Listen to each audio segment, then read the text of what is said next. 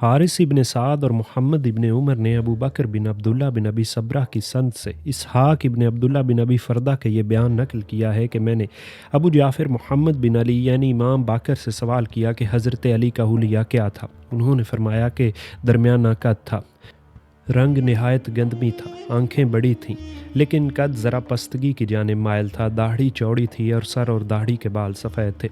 आपका इसमें ग्रामी अली बिन अबी तालिब था। आपके वालिद अबू तालिब आपके दादा अब्दुल मुत्तलिब बिन हाशिम बिन अब्द मुनाफ थे। आपकी वालदा का नाम फ़ातिमा था जो असद बिन हाशिम बिन अब्द मुनाफ की बेटी थी। सबसे पहले आपने हज़रत फ़ातिमा बिनते रसूल अल्लाह से शादी फरमाई और उनकी मौजूदगी में कोई दूसरी शादी नहीं की। हज़रत अली के यहाँ हज़रत फ़ातिमा से हज़रत हसन, हज़रत हुसैन और एक लड़का जिसका नाम मोहसन था पैदा हुआ। मोहसन कम उम्री में इंतकाल कर गया। दो साहिबजादियाँ यानी ज़ैनब अल कुबरा और उम्मे कुलसूम पैदा हुई। हज़रत अली ने हज़रत फ़ातिमा के बाद उम्मुल बुनैन बिनते हज़ाम से शादी फरमाई। उम्मुल बुनैन अबू अल महल बिन खालिद बिन रबी बिन अल वलीद बिन काब बिन आमिर बिन कलाब की वालदा थी। उनसे हज़रत अली के यहाँ अब्बास, जाफ़िर, अब्दुल्ला और उस्मान पैदा हुए। अब्बास के अलावा बकिया तीनों लड़के हज़रत हुसैन के साथ करबला में शहीद किए गए। एक शादी लैला बिनते मसऊद बिन खालिद बिन मालिक बिन रबी बिन सलमा बिन जंदल बिन नहशल बिन वारम बिन मालिक बिन जैद इब्न तमीम से हुई। इनसे उबैदुल्ला और अबू बकर पैदा हुए। हशाम बिन मोहम्मद का बयान है कि ये दोनों लड़के हज़रत हुसैन के साथ शहीद किए गए। मोहम्मद बिन उमर का कहना है कि उबैदुल्ला बिन अली को मुख्तार इब्न अबी उबैदा ने मज़ार में शहीद किया। मोहम्मद बिन उमर ये भी कहता है कि उबैदुल्ला और अबू बकर से हज़रत अली की कोई औलाद बाकी न रही। एक शादी अस्मा बिनते अमीस से हुई। बकौल हशाम इब्न मोहम्मद इनसे याहिया और मोहम्मद अलअस्कर पैदा हुए लेकिन इन दोनों की कोई औलाद नहीं हुई। हारिस ने इब्न साद के ज़रिए वाकदी से नकल किया है कि हज़रत अली के यहाँ अस्मा से याहिया और औन पैदा हुए और मोहम्मद अलअस्कर यानी मौरखीन के नज़दीक एक वालिद से पैदा हुए थे। यही वाकदी का कौल है। नीज़ वाकदी कहता है कि मोहम्मद अलअस्कर हज़रत हुसैन के साथ शहीद किए गए। एक ज़ौजा सहबा थी जिनकी कुनियत उम्मे हबीब थी। ये उम्मे हबीब रबिया बिन बहीरा बिन अल अब्द बिन अलकमा बिन अल हारिस बिन उतबा बिन साद बिन ज़हीर बिन जश्म बिन बकर बिन हबीब बिन अमर बिन गनब बिन तुगलब बिन वाइल की लड़की थी। ये हज़रत अली की बांदी थी। ये उन कैदियों में से थी जिन्हें हज़रत खालिद बिन वलीद ने ऐन-उत-तमर पर हमला किया और बनु तगलब को शिकस्त देकर कैदी बनाया था। इनसे उमर और रुकैया पैदा हुए। इन उमर बिन अली की उम्र 85 साल हुई और हज़रत अली की आधी मीरास इन्होंने हासिल की। यनबूह में इनका इंतकाल हुआ। आपकी एक अहलिया इमामा बिनते अबी अल आस बिन रबी बिन अब्दुल उज़्ज़ा बिन अब्द शम्स बिन अब्द मुनाफ थी। उनकी वालदा हज़रत ज़ैनब थी जो रसूल अल्लाह की साहिबजादी थी। इनसे आपके यहाँ मोहम्मद उल औसत पैदा हुए। खौला बिनते जाफ़िर बिन कैस बिन सलमा बिन उबैद बिन सालबा इब्न यरबूह इब्न सालबा बिन अलदौल बिन हनीफ़ा बिन लहीम बिन साब बिन अली बिन बकर बिन वाइल। इनसे मोहम्मद बिन अल अकबर पैदा हुए जिन्हें मोहम्मद बिन अल हनफिया कहा जाता है। उन्होंने ताइफ में इंतकाल किया और हज़रत अब्दुल्ला बिन अब्बास ने नमाज जनाजा पढ़ाई। एक बीवी उम्मे सईद बिनते उर्वा बिन मसूद भी थी। इनसे उम्मुल हसन और रमला अल कुबरा पैदा हुई। आपकी और भी लड़कियां मुख्तलिफ माओं से पैदा हुई जिनके माओं के नाम हमें मालूम नहीं हो सके। इनके नाम ये हैं: उम्मे हानी, मैमूना, ज़ैनब अल सुगरा, रमलातुल कुबरा, उम्मे कुलसूम अल सुगरा, फ़ातिमा, इमामा खुदैजा, उम्मुल करम, उम्मे सलमा, उम्मे जाफ़िर, हज्जाना और नफीसा। और ये लड़कियां मुख्तलिफ माओं से पैदा हुईं। एक ज़ौजा महियात बिनते उम्र अल कैस इब्ने अदी बिन औस बिन जाबिर बिन काब बिन अलीम थी जो बनी कलब से थी। इनसे एक लड़की पैदा हुई जो बचपन में फ़ौत हो गई। वाकदी कहता है कि जब वो बच्ची थी तो मस्जिद में जाया करती थी और लोग उसे छेड़ने के लिए पूछते कि तेरे मामू कौन हैं।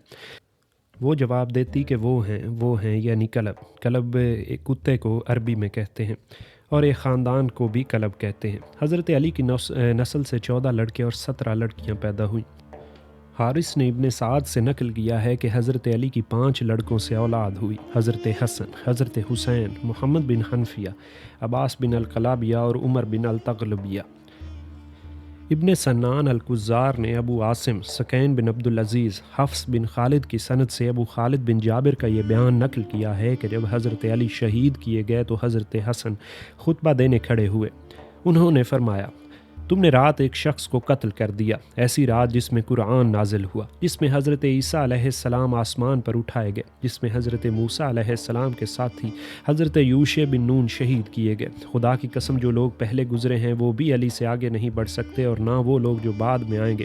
خدا کی قسم رسول اللہ انہیں لشکر دے کر روانہ فرماتے اور جبرائیل اور میکائیل ان کے دائیں بائیں ہوتے۔ خدا کی قسم نہ انہوں نے کچھ سونا چھوڑا ہے اور نہ کچھ چاندی چھوڑی ہے، صرف 800 یا 700 درہم اپنے ایک خادم کے لیے چھوڑے ہیں۔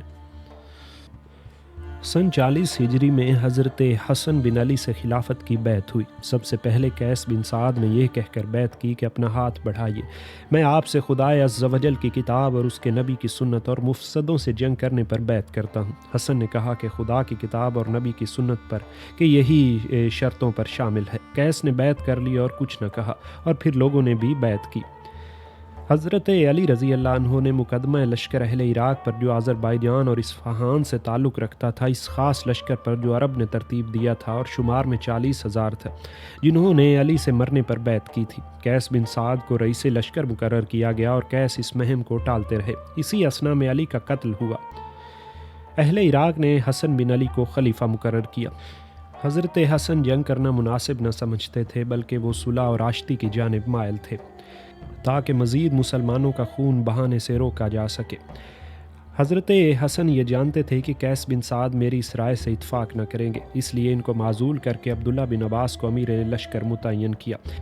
دوسری جانب ایک یہ بھی روایت ہے کہ بیعت خلافت کے بعد حسن لوگوں کے ساتھ لیے ہوئے مدائن میں آ کر ٹھہرے اور اپنے مقدمہ لشکر پر 12,000 آدمیوں کے ساتھ قیس بن سعد کو روانہ کیا۔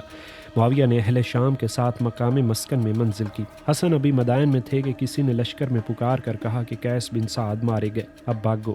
سنتے ہی لوگ بھاگ کھڑے ہوئے اور حسن کے خیمے کو لوٹ لیا، یہاں تک کہ جس فرش پر بیٹھے ہوئے تھے اسے بھی گھسیٹ لیا۔ حسن وہاں سے نکل کھڑے ہوئے اور مدائن کے ساتھ بیضا میں جا کر اترے۔ انہی دنوں میں سعد بن مسعود جو کہ مختار بن ابی عبیدہ کے چچا تھے، مدائن کے حاکم تھے۔ مختار نے ان سے کہا کہ اور ابھی یہ ایک نوجوان لڑکا ہے کہ اگر تم کو مال اور عزت کی خواہش ہے تو حسن کو باندھ لو اور معاویہ سے اس کے صلے میں امان مانگ لو۔ سعد نے جواب دیا کہ خدا تجھ پر لعنت کرے، میں رسول اللہ کے نواسے پر حملہ کروں اور ان کو باندھ لوں؟ کیا ہی بد شخص ہے تو۔ حسن نے جب دیکھا کہ ان کے کام میں تفرقہ پڑ گیا ہے تو معاویہ کے پاس صلح کا پیغام بھیجا۔ معاویہ نے عبداللہ ابن عامر بن عبد الرحمن بن سمرہ کو ان کے پاس روانہ کیا۔ دونوں شخص مدائن میں حسن کے پاس آئے اور جو کچھ وہ چاہتے تھے سب منظور کر لیا۔ اس بات پر صلح کر لی کہ کوفہ کے بیت المال سے 50 لاکھ علاوہ اور چیزوں کے حسن لینا چاہیں وہ لے لے۔ پھر اہل عراق کے مجمع میں حسن نے کھڑے ہو کر تقریر کی اور کہا کہ اے اہل عراق، میں نے تم لوگوں سے جو جان چھڑا لی ہے اس کے 3 اسباب ہیں۔ میرے باپ کو تم لوگوں نے قتل کیا، مجھ پر تم نے برچھی کا وار کیا اور میرے مال کو تم نے لوٹ لیا۔ حسین اور عبداللہ بن جعفر سے حسن نے ذکر کیا کہ میں معاویہ کو صلح کے لیے لکھ چکا ہوں اور امان مانگ لی ہے۔ یہ سن کر حسین نے کہا کہ میں آپ کو خدا کا واسطہ دیتا ہوں کہ معاویہ کی بات کی آپ تصدیق اور علی کی بات کی تکذیب نہ کریں۔ حسن نے جواب دیا کہ خاموش، میں اس بات میں تم سے زیادہ جانتا ہوں۔ جب صلح ہو گئی تو حسن نے قیس بن سعد کو لکھ بھیجا کہ معاویہ کی اطاعت کریں۔ قیس اس وقت مقدمہ فوج میں 12,000 پر رئیس تھے۔ قیس نے لوگوں کے سامنے کھڑے ہو کر یہ تقریر کی، یا ایھا الناس، یا تو امام زلالہ کی اطاعت اختیار کرو بغیر اس کے کہ امام تمہارے سر پر ہو، یا جنگ کرو۔ سب نے کہا کہ ہم کو امام کی اطاعت منظور ہے، اور معاویہ سے انہوں نے بیعت کر لی۔ قیس ان لوگوں سے علیحدہ ہو گئے۔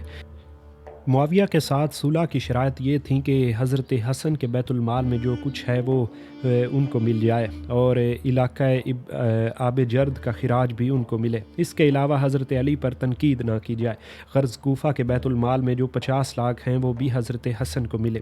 جس سال حضرت علی شہید ہوئے اور حج کے ایام آئے تو مغیرہ بن شعبہ نے معاویہ کے نام ایک جیلی خط تحریر بنا کر لوگوں کے ساتھ 40 ہجری کا حج کیا۔ مغیرہ نے اس خوف سے کہ کہیں یہ حال نہ کھل جائے ترویہ کے دن عرفہ کیا، عرفہ کے دن تحریر کیا۔ بعض لوگ کہتے ہیں کہ مغیرہ کو خبر مل گئی کہ عتبہ بن ابی سفیان والی حج مقرر ہو کر دوسری صبح کو آنے والے ہیں، اس سبب سے حج کے پورا کرنے میں مغیرہ نے تعجیل کی۔ اسی سال مقام علیہ میں معاویہ کے لیے بیعت لی گئی۔ اس سے پیشتر معاویہ کو شام میں امیر کہتے تھے اور علی کو عراق میں امیر المومنین۔ جب حضرت علی شہید ہوئے تو معاویہ کو امیر المومنین کہا جانے لگا۔ سن 41 ہجری میں حضرت حسن بن علی نے حکومت معاویہ کے حوالے کر دی۔ معاویہ نے کوفہ میں داخل ہو کر اہل کوفہ سے خلافت کی بیعت لی۔ اہل عراق نے جب حسن بن علی سے خلافت کی بیعت کی تو حسن نے ان سے یہ شرط کی کہ تم لوگ میری بات کو سننا اور میری اطاعت کرنا، جس سے صلح کروں اس سے صلح کرنا اور جس سے جنگ کروں اس سے جنگ کرنا۔ اس شرط سے عراق والوں کے دلوں میں شک پیدا ہو گیا۔ انہوں نے کہا کہ یہ شخص ہمارے کام کا نہیں اور ان کا ارادہ جنگ کرنے کا ہے ہی نہیں۔ غرض حسن کو بیعت کی ابھی تھوڑے ہی دن گزرے تھے کہ ان پر ایک برچھی کا وار کیا گیا جو اوچھا پڑا۔ اب ان لوگوں کی طرف سے ان کے دل میں بغض اور دہشت زیادہ ہو گئی تھی۔ انہوں نے معاویہ سے خط و کتابت کی اور اپنی شرائط لکھ کر بھیجی کہ اگر تم انہیں منظور کر لو تو میں اطاعت کروں گا اور تم پر اس عہد کا وفا کرنا لازم ہوگا۔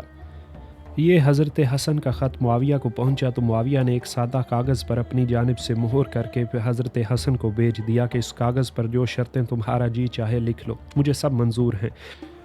حضرت حسن کو جب یہ مہری کاغذ پہنچا تو انہوں نے اس سے پہلے معاویہ کو جو شرائط لکھی تھی ان سے بھی چند زیادہ شرائط اس کاغذ پر لکھیں اور اپنے پاس اسی معاہدے کو رکھ چھوڑا۔ ادھر معاویہ نے حسن کی پہلی شرائط کو رکھ لیا۔ جب حسن اور معاویہ میں ملاقات ہوئی تو حسن نے معاویہ سے انہی شرائط کے پورا کرنے کا سوال کیا جو معاویہ کے مہری کاغذ پر لکھے ہوئے تھے۔ معاویہ نے ان کو منظور کرنے سے انکار کیا اور کہا کہ جو تم نے پہلے شرائط کی تھی جب تمہارا خط پہنچا تھا تو میں نے اسی وقت منظور کر لیا تھا۔ الغرض اس باب میں دونوں میں اختلاف پیدا ہو گیا اور پھر معاویہ نے حضرت حسن کی کسی بھی شرط کو پورا نہ کیا۔ ہماری یہ سیریز حضرت علی سے معاویہ بن ابی سفیان یہاں اپنے اختتام کو پہنچتی ہے۔ 40 ہجری میں حضرت علی کی شہادت کے بعد حضرت حسن تقریباً 6 ماہ خلیفہ رہے اور بعد میں معاویہ سے صلح کے بعد اس عہدے سے دستبردار ہو گئے۔ اس کے بعد 60 ہجری تک معاویہ نے حکومت کی اور اپنی زندگی ہی میں یزید کے لیے اپنے جانشین کے طور پر لوگوں سے بیعت لی۔ صرف چند اشخاص جن میں حضرت حسین، حضرت عبداللہ بن عمر، حضرت عبداللہ بن عباس اور حضرت عبداللہ بن زبیر شامل تھے، انہوں نے بیعت سے پرہیز کیا اور آخر معاویہ کی وفات کے بعد یہ بیعت ہی واقعہ کربلا کا پیش خیمہ ثابت ہوئی۔ خلافت سے شخصی ملوکیت و بادشاہت تک کا یہ سفر ہمارے عہد کے لیے ایک سبق آموز داستان ہے کہ کس طرح حق و انصاف کا ساتھ نہ دینا جبکہ اس کا ساتھ دینا ناگزیر ہو بڑے المیات کے پیدا ہونے کا سبب بنتا ہے۔ بعد میں یزید کا دور حکومت اور آل مروان کی حکومت میں بنیادی انسانی حقوق کی پاسداری کے آفاقی قانون کو جس طرح آمرانہ غرور نے اپنے پیروں تلے روندا، اس کا ذکر تاریخ کے اوراق میں موجود ہے۔ اس پہلی خرابی نے جو خلافت کی جگہ ملوکیت کے نظام کا رائج ہونا تھا، آئندہ دور میں اسلامی نظام حکومت اور نظام معاشرت کو سخت نقصانات سے دوچار کیا۔